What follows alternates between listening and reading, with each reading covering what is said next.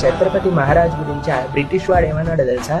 అలాంటి వాడు ఒక్కడైనా మా దగ్గర ఉంటే మొత్తం ప్రపంచాన్ని మేము గెలవగలుగుతాం. ఎగ్జాక్ట్లీ.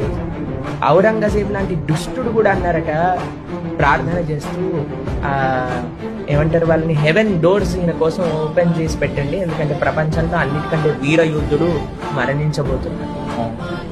అలాంటి పౌరుషం కలిగిన భూమిలో మనం పుట్టామండి. మన మానవ జన్మని ఎలా సేవలో అర్పించాలి అని ఆలోచించిన దేశం అండి మన దేశం. మీకు ఒక విషయం చెప్తానండి, ఏ బయట రాజ్యములలో కనీసం 10-20 సంవత్సరాలే వేరే మతం వాడు పాలిస్తే మొత్తం దేశం ఆ మతం మారిపోయింది.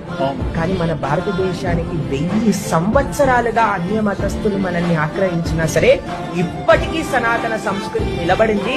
50 కోట్ల మంది కుంభమేళాకి వెళ్ళారు అని అంటే అది మన ధర్మాన్ని యొక్క గొప్పతనం. కానీ మన దేశ యువత కానీ దీన్ని మర్చిపోతే వచ్చే జనరేషన్స్ ఇవి చూడరు.